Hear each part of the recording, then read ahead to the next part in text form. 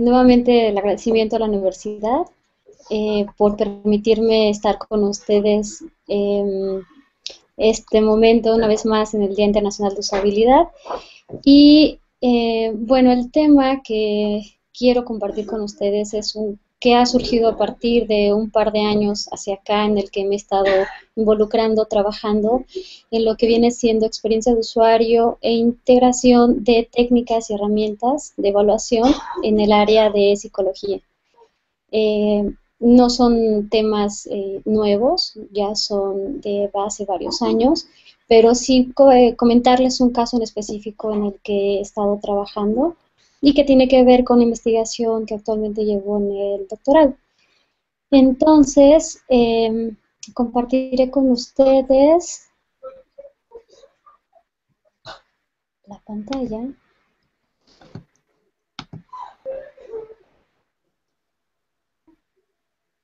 Y pues, platicando con Dago en cuanto a bien qué tema tratar, diseño emocional, sensorial y técnicas para UX y UI. Lo que vamos a estar revisando va a ser metodología basada en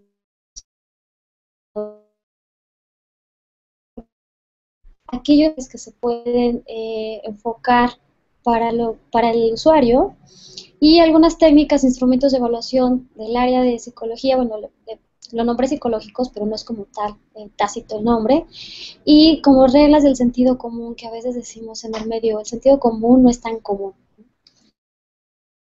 Bien, algunos de ustedes espero que ahorita ya estén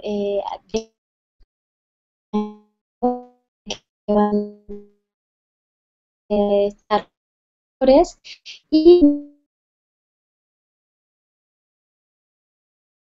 esta imagen.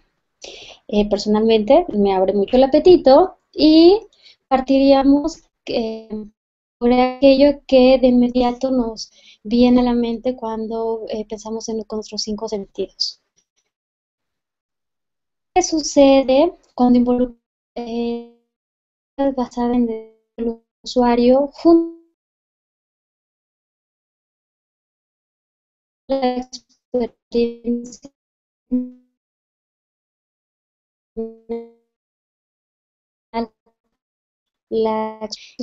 lo que he ido involucrando en cuestiones de consultoría e investigación es generar el diseño emocional, hacerlo atractivo, o sea, que sea funcional, que genere una situación positiva, evitando lo negativo, que se vuelva significado, que tenga un significado, o sea, que sea significativo y que involucre una interacción constante hacia el usuario, ¿no?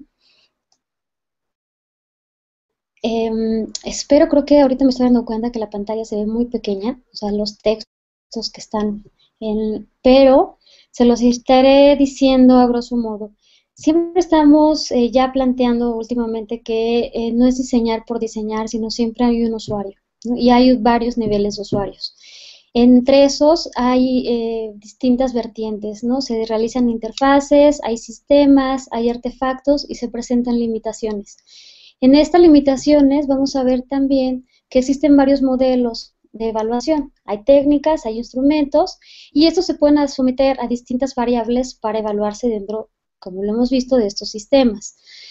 Un modelo adecuado, encontrar un modelo adecuado de evaluación, o sea, definirlo y conteniendo varios aspectos, en este caso les llamo biopsicosociales, y más adelante estaremos viendo por qué aspectos también en cuestiones biológicas.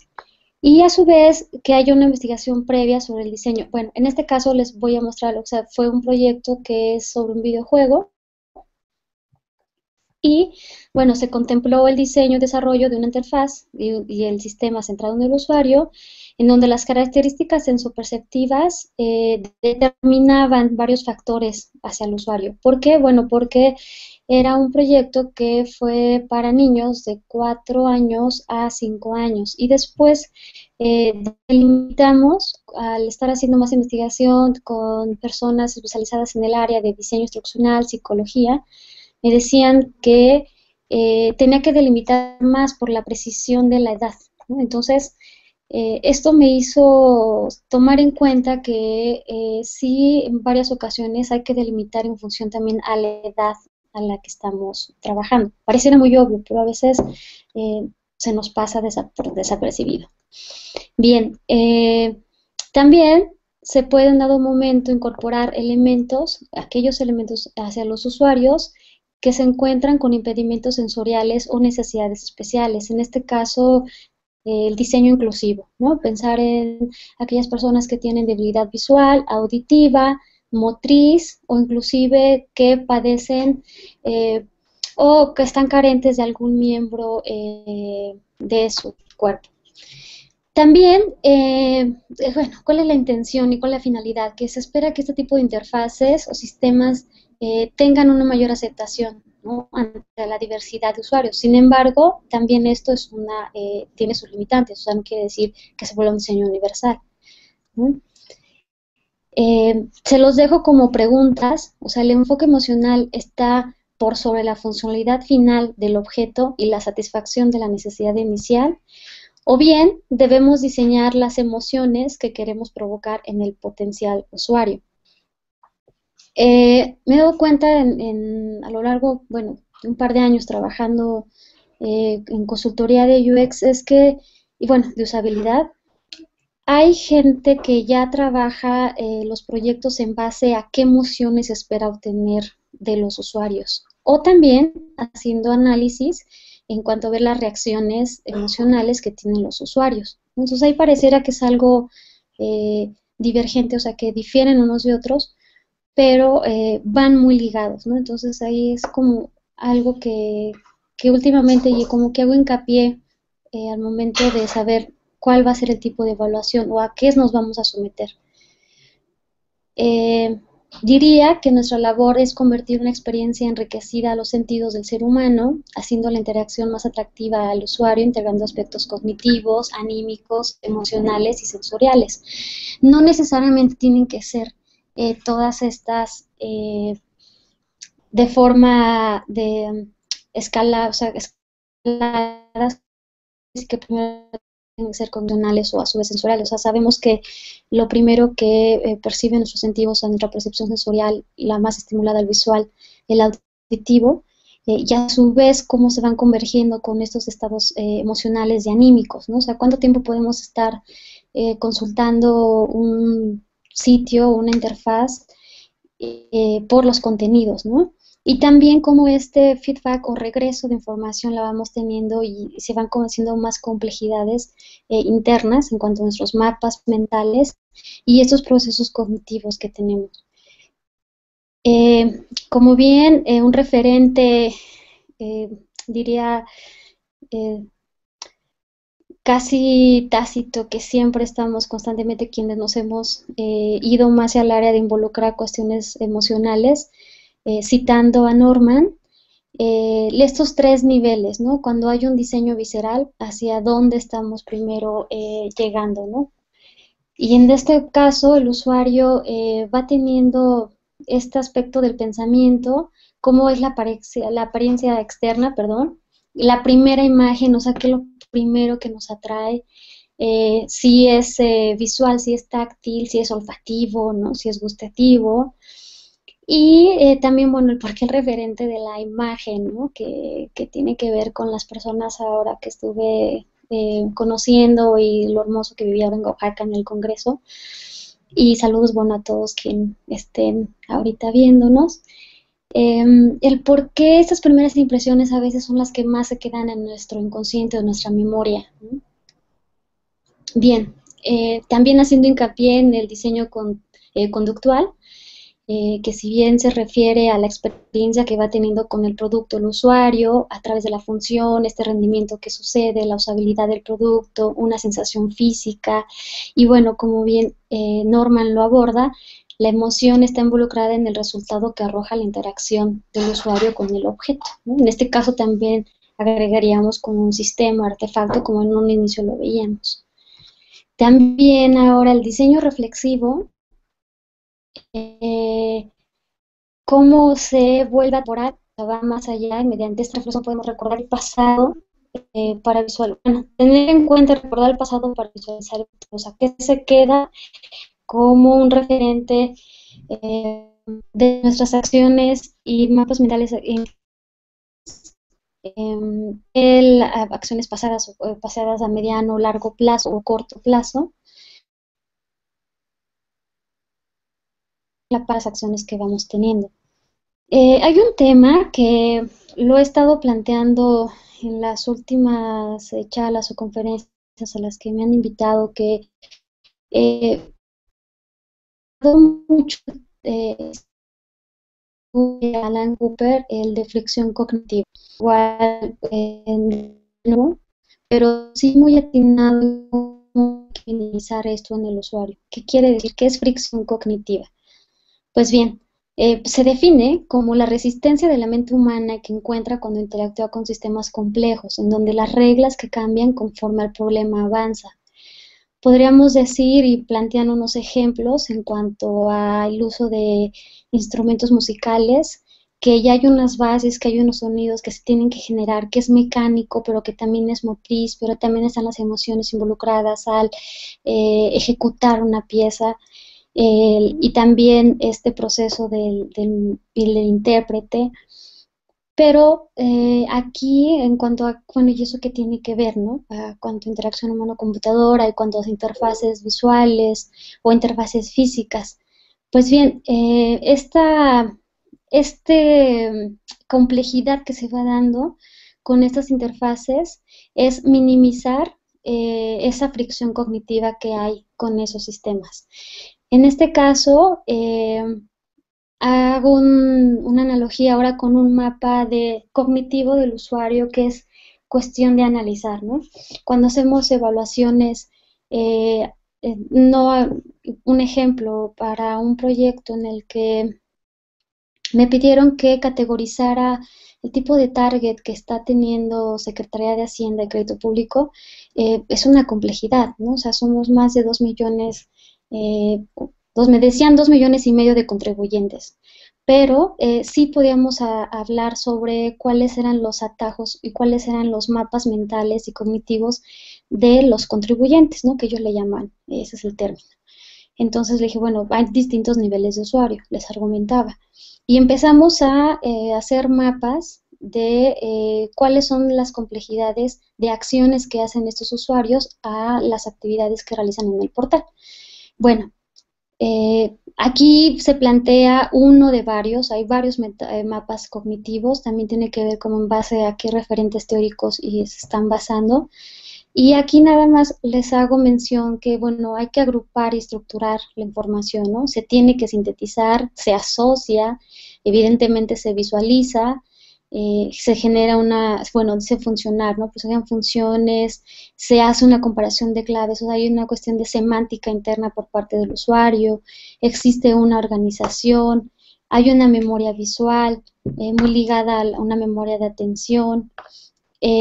Después, bueno, empieza un proceso creativo como de resolución de problemas por parte del usuario, existe una comparación, empieza a integrar, une la información y bueno, dentro de este método existe una participación constante y se vuelve un ciclo, ¿no? No quiere decir que esto sea así, o sea, que esté rígido, me doy cuenta que hay distintas lecturas de cómo hacer evaluación o de cómo generar los mapas cognitivos del usuario. Y se pueden hacer tan complejos o tan sencillos en función del proyecto, ¿no? En el que estén trabajando. En este caso, hablaba también sobre generar los mapas cognitivos en función también como la percepción visual. Existe un mensaje visual, vamos teniendo un referente, se conecta la estructura verbal con la visual. Hay varios niveles distintivos e individuales. Hay un input visual, el material visual que se está presentando, la infraestructura abstracta que va teniendo el usuario, aquellos símbolos que va generando, el estilo personal, su cultura. Aquí hablábamos también en un inicio que les mencionaba los aspectos biopsicosociales, y bueno, también que sea una visual realista. Esto quise ver como que la interfaz resuelva lo que el usuario está queriendo interactuar o los objetivos que tiene planteados.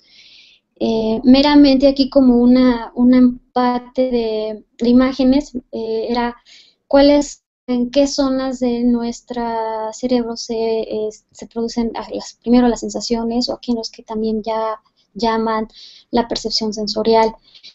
En el habla, ¿no? Dónde se posiciona el gusto y el olfato, dónde se posiciona el oído, la visión, nuestra área sensorial, motriz, y a su vez cómo se empata con aquellas áreas que tienen que ver con los procesos cognitivos.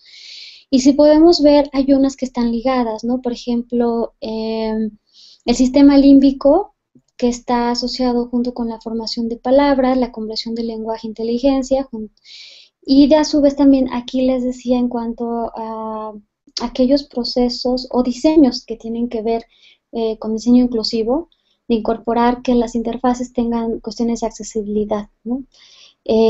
¿Por qué muestro esta parte de la ubicación de estas acciones o zonas donde se estimulan las acciones en su cerebro?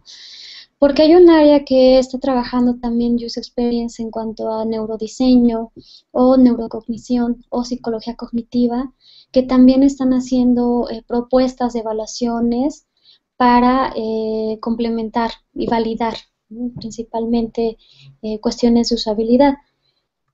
En este caso, bueno, la formación que me ha llevado en el área de psicología me ha permitido involucrar aspectos sociales y que también van ligados a aquellos análisis de los estados anímicos que tienen los usuarios, ¿no? Y que cómo influyen en su percepción, bueno, evidentemente de estas personas que tienen de sí mismas y de los demás. Y bueno, esto era en el contexto, hablando del contexto, ¿no? Y de la cultura, pero también cómo esto afecta cuando están interactuando con una interfaz, con un sistema o un artefacto, ¿no? Aquí es indistintamente el término hacia dónde me estoy refiriendo. Bueno, y los hablo en general, ¿no? O sea, ahora bien, nada más haciendo un poco como de un referente histórico, investigadores en los años 70 contemplaban que las emociones las manejaban, le decían con cierta sospecha, decían que eran fuente de ruido caliente, entre comillas, o sea, que generaban disturbio en el procesamiento para procesamiento informático y de información que se va dando del mundo hacia lo que era meramente racional. O sea, quiere decir que no las tomaban en cuenta. Algunos, no voy a decir que todos, o sea, por eso el hincapié de hacia con quiénes referentes estemos trabajando. Esto me hace comentarles como un poco como fuera del tema, el que es como si ahorita la gente que ha trabajado con psicoanálisis o con cognitivo conductual o con terapia gestal digan que se retractan, que los modelos ya no tienen la misma capacidad para atender a cómo van cambiando sus procesos cognitivos del humano y de los contextos sociales, pero que también está habiendo en esta apertura de decir no voy a trabajar con una sola herramienta o con un solo modelo, ¿no? O sea, y antes eran muy rasos, ¿no? O sea, quienes solamente eran psicoanalistas, estaban en su gremio, inclusive no se hablaban con otros, ¿no? Y eso ha ido cambiando, entonces eso también lo comento como que ¿por qué no utilizar ciertas herramientas que nos puedan ser útiles para hacer validación de experiencia de usuario, pero sabiendo bien la referencia y que nos puedan, que atinen, ¿no? Justamente al proyecto en el que estemos trabajando? ¿Qué pasa ahora, no? Investigadores en los 90 contemplan que las emociones, con el debido respeto hacia sus potentes y previsibles efectos en tareas tan diversas como la memoria episódica. Y un área de cognición que trabaja en interacción humano-computadora solamente dedicada a lo que viene siendo esos procesos mentales y cómo se va haciendo complejo la cognición del usuario al interactuar con una interfaz. Y esto es interesante, ¿no? Porque en un inicio les decía, bueno, hay que hablar de diseño emocional y de sensorial, pero la complejidad viene más hacia la cognición. Entonces, bueno, ahora quienes los psicólogos cognitivos plantean, bueno, cómo categorizar o cómo categorizan las personas por su experiencia perceptual, de modo que sepan, ¿no? Entre comillas, con seguridad y sin esfuerzo, si un objeto va con otro, o sea, cómo va esa relación. Bueno, ¿para qué me ha permitido involucrar este tipo, bueno, algún par de herramientas que les mostraré más adelante, que muchas ya hay laboratorios que las incorporan, nada más que cambian, uno tiene que ver como los términos, los conceptos o cómo las aplican.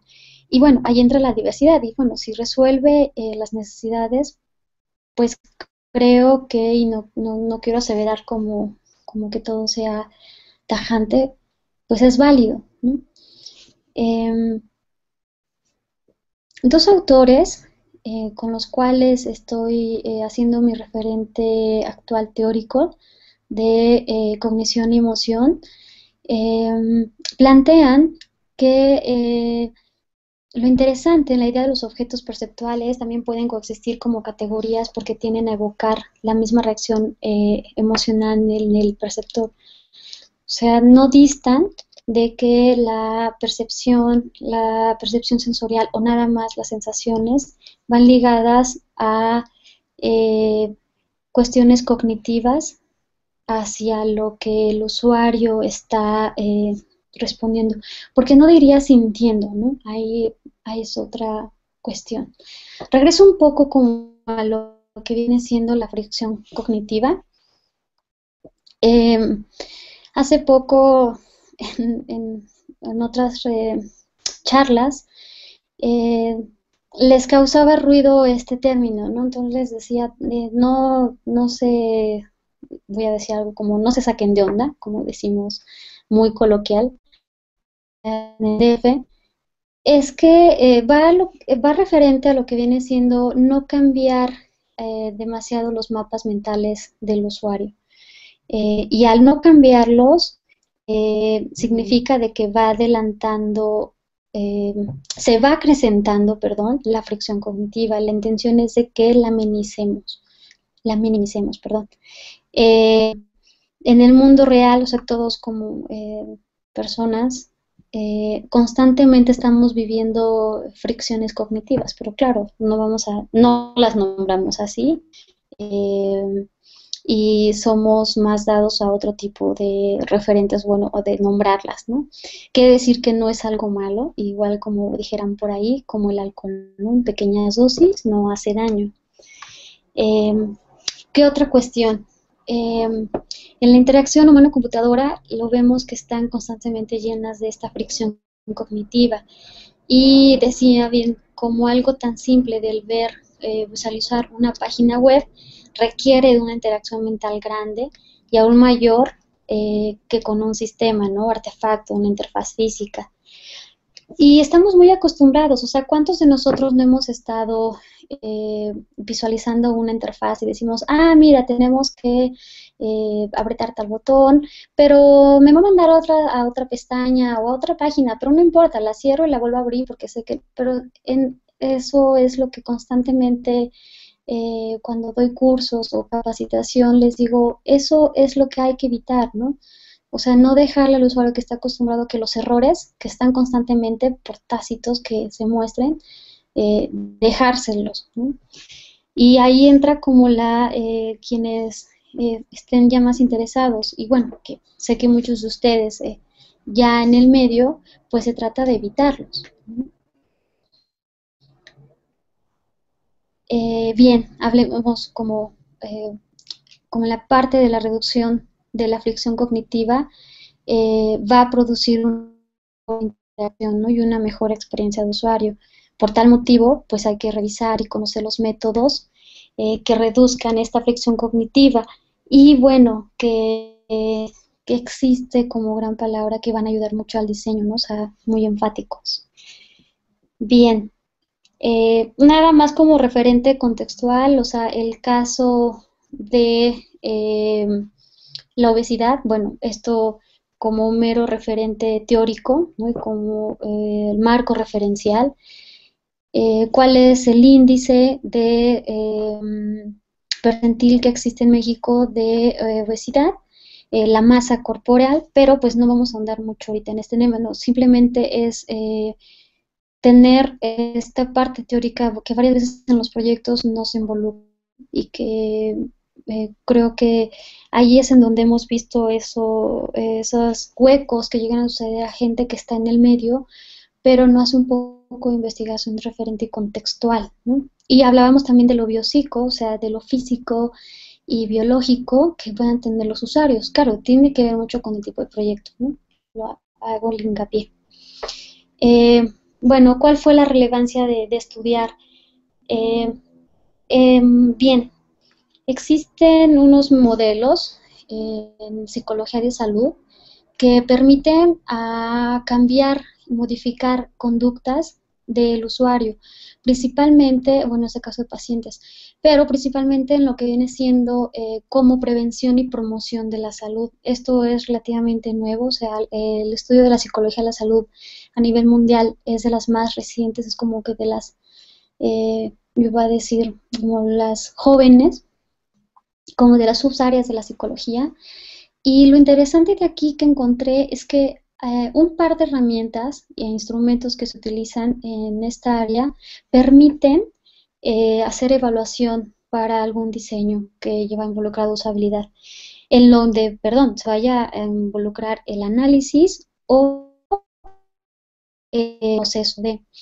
Entonces, bueno, la evaluación era de cuáles son las creencias que existen de los niños sobre la alimentación, que conocen la situación de sus conocimientos hacia esta alimentación y la intención es que, bueno, se recopiló información como alumnas de psicología, se organizó, se interpretó los resultados y en una sesión fueron dos focus group, pues uno fue en una guardería y otro fue en un kinder. Uno fue en una guardería del Estado de México y otro fue en el kinder en una zona semirural en el Estado de México.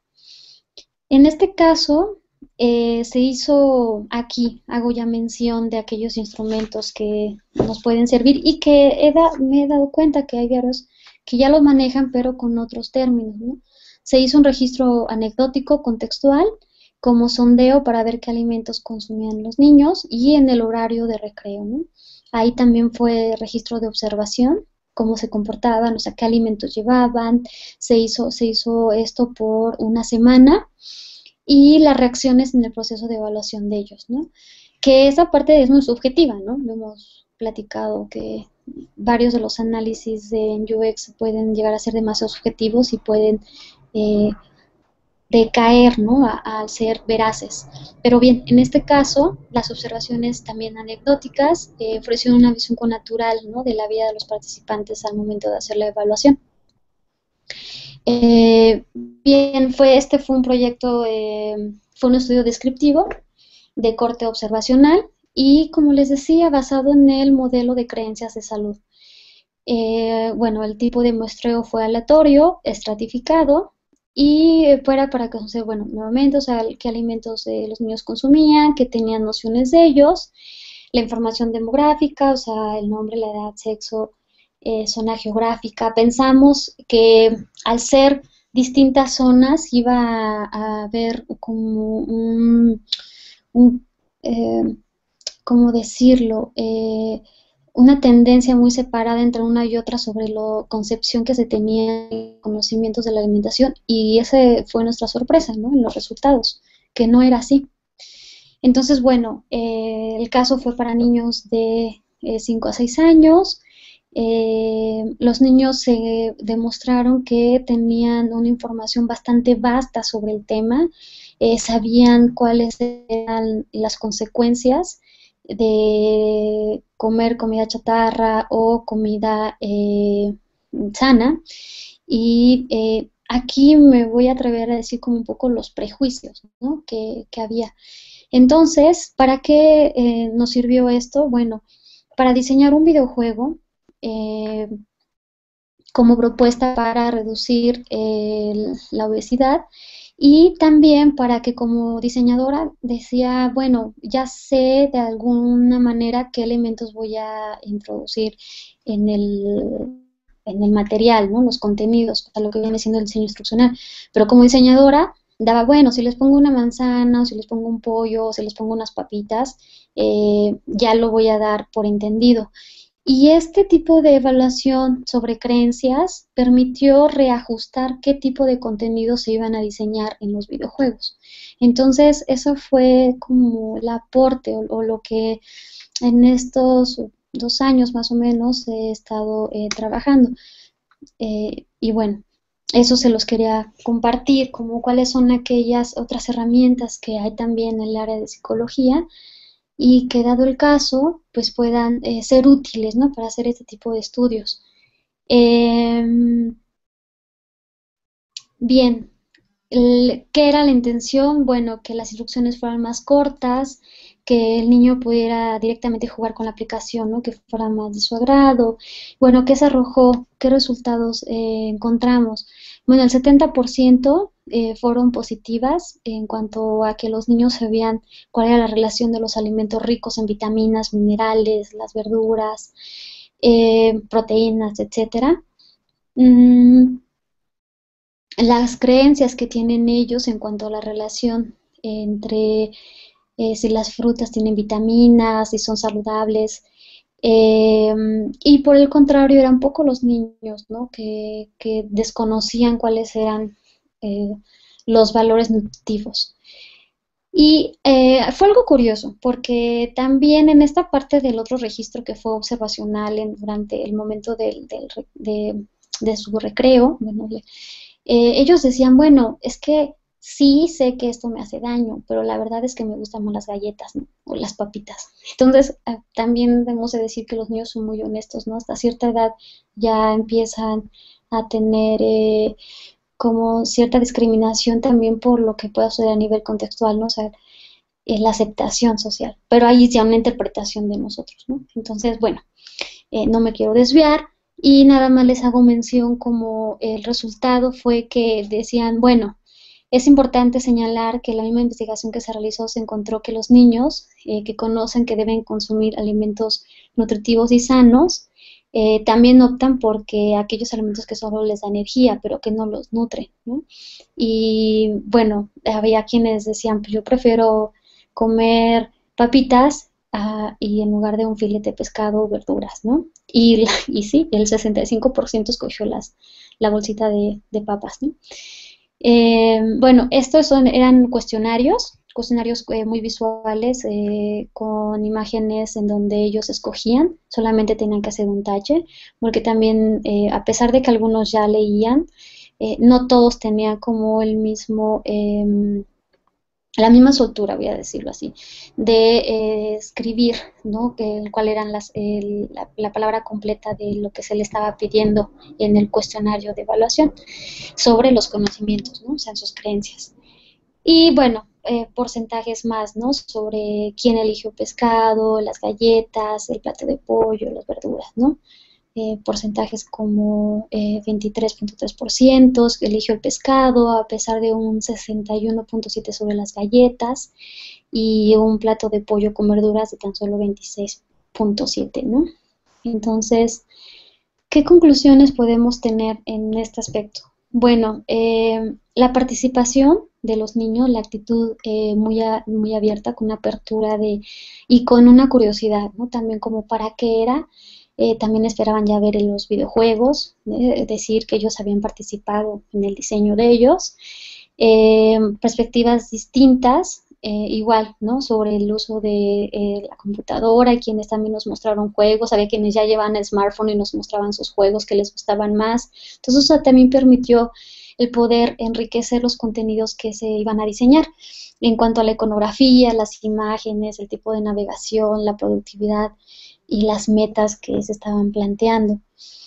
Eh, bueno, en este caso, el considerar como una evaluación cruzada, o sea, con estas técnicas, instrumentos que permitan el diseño de contenidos para el videojuego, en este caso sobre el tema de obesidad, permitió también otros aspectos paralelos, que eran la ergonomía física, la cognitiva, por supuesto, implementando la metodología centrada en el usuario, que la experiencia de usuario, la usabilidad, la accesibilidad, el diseño de la información, la interacción, estos aquellos aspectos sensoriales y emocionales y operaciones cognitivas que tienen ellos en esta edad, que sí son fundamentales, ¿no? Porque me decían es que hay un sesgo cognitivo de hasta 6 meses y en esta edad preoperacional que se le llama, ellos, bueno, sí distan, ¿no? Entonces, si uno quiere homogeneizar que se logre obtener ciertas habilidades o que repercuta si queremos que tengan un cambio, o sea, una modificación de conductas, así tenemos que ser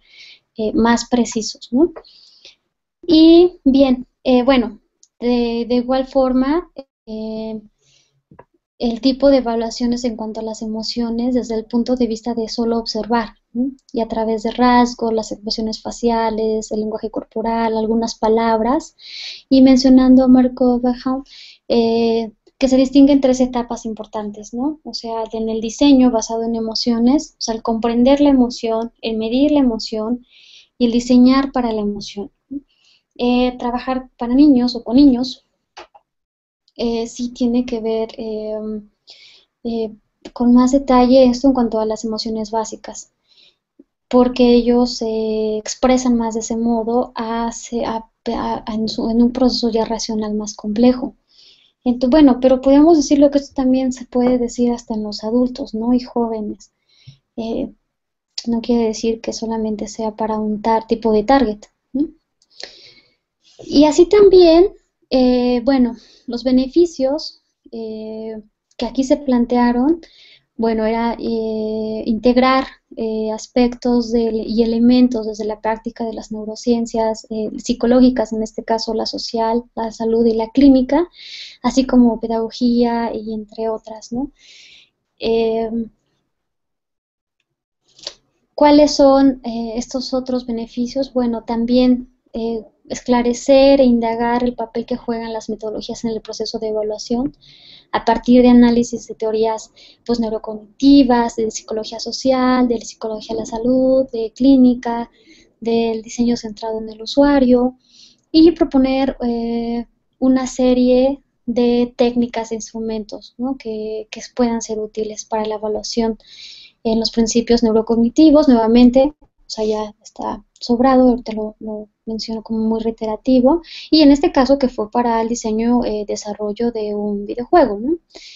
Eh, Otras preguntas que se las dejo a ustedes para que se cuestionen es cuáles son los instrumentos más idóneos para evaluar un sistema, una interfaz gráfica, una interfaz física o de estos en la interacción humano-computadora. Bueno, dirán que algunos ya tienen unos muy establecidos, ¿no? De heurísticas, eh, evaluaciones ya ligadas, escalas, procesos etnográficos, etcétera, etcétera, ¿no? Pero bueno, solamente con esto, pues termino hasta aquí mi aporte y en este referente haciendo uso de que la teoría y la práctica no están peleadas, deben ir muy de la mano y algún par de elementos de unas áreas de psicología que nos han, bueno, en este caso me han permitido validar y sustentar aquello que se vuelve muy subjetivo y cualitativo del área de diseño o de experiencia de usuario.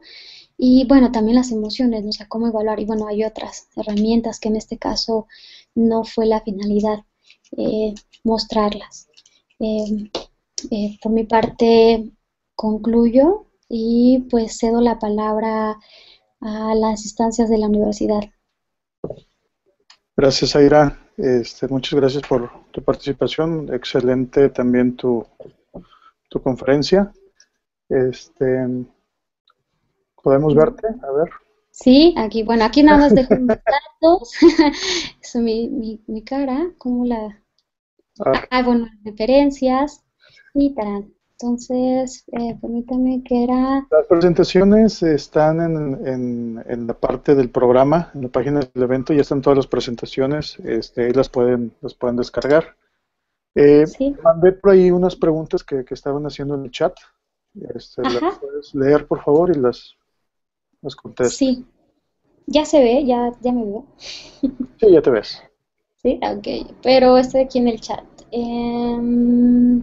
Dice se unió. Espero a que aparezcan en el chat.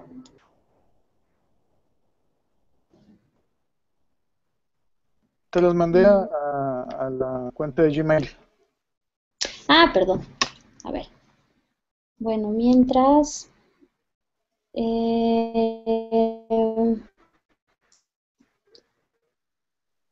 de Gmail.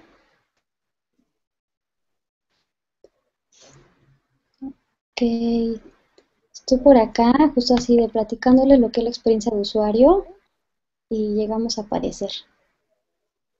Mm, ¿Al correo? Al chat de Gmail que teníamos ahorita abierto. Pues está aquí abierto el chat de... A ver, lo cierro, lo vuelvo a abrir.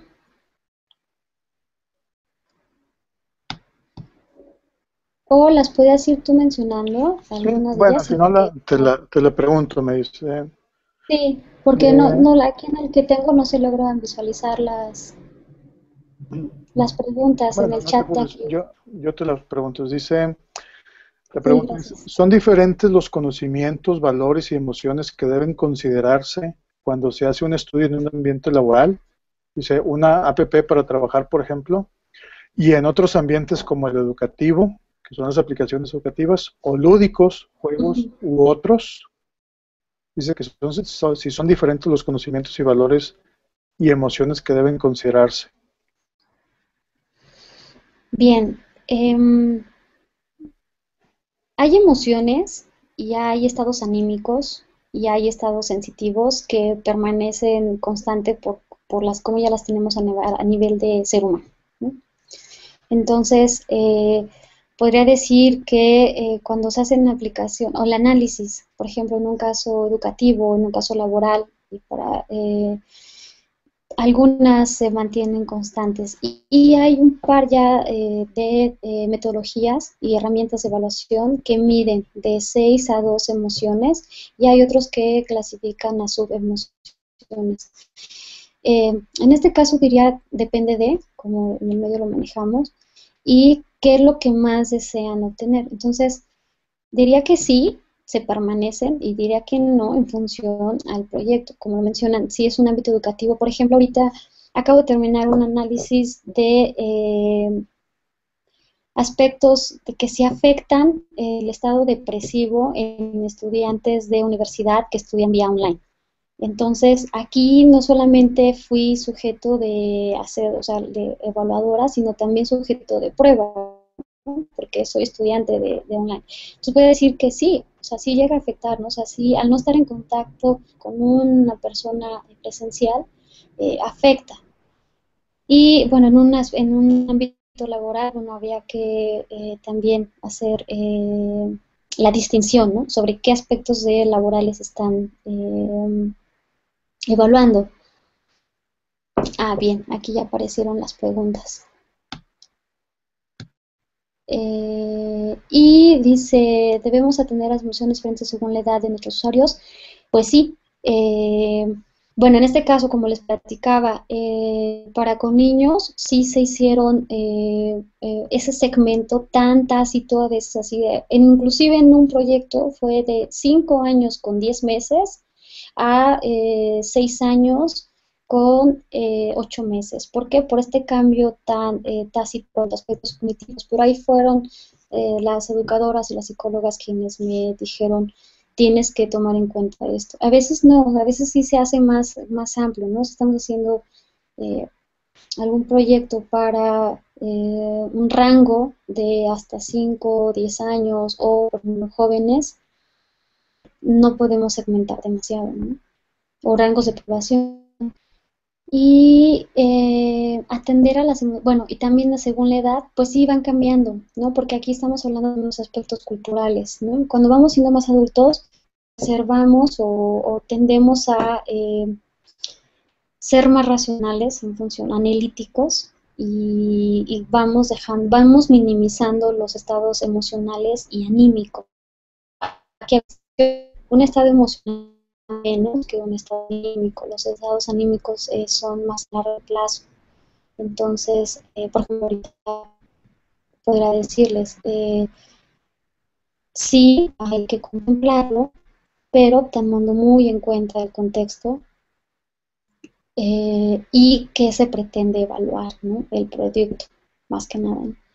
Luego, cuando alguien te dice que las emociones no se pueden medir y que por qué tanto no valen como evidencia de investigación, ¿qué les respondes? Bueno, justamente ahorita con un proyecto de un análisis para un portal. Y bueno, imagino también para el portal de contribuyentes de SAT, ¿no? O sea, les decía, los estados emocionales, que tanto, claro, los contribuyentes tendemos a tener resistencia, y hablamos de otra situación, resistencia al cambio, ¿no? Y eso, y bueno, dejando a un lado los aspectos políticos y sociales que se puedan suceder. ¿Qué hago? Bueno, pues hago un ejercicio de no sensibilización con el hecho de que muestren sus emociones, sino hacerles conciencia de... Eh, en un curso de capacitación para el personal en el SAT, les pedí que cerraran los ojos, que apagaran el equipo de cómputo y que con los ojos cerrados, solamente con el tacto, lograran encender el equipo.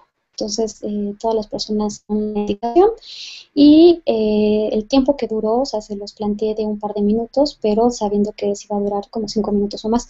¿Qué sucedió? Que varios de ellos sí lo lograron, otros no, otros se desesperaron, otros se frustraron. Entonces ahí empezamos a hacer el análisis inmediato y muy corto de cuáles son las emociones que ellos estaban sintiendo. Con esto es una forma de hacerles consciente de cómo si las emociones están involucradas en la toma de decisiones. Y con eso, pues bueno, es como, bueno, si las circunstancias me lo permiten, ¿no? Y cuando no, pues me reservo, entonces, bueno, seamos analíticos, seamos solamente enfocados, ¿no? al proyecto como tal. Pero cuando llega a haber un momento en el que digan, me siento así, entonces es cuando ahí eh, hago el comentario, pues mira, acabas de hacer mención de una emoción. Muy bien, Zaira, yo creo que con esto terminamos. Muchas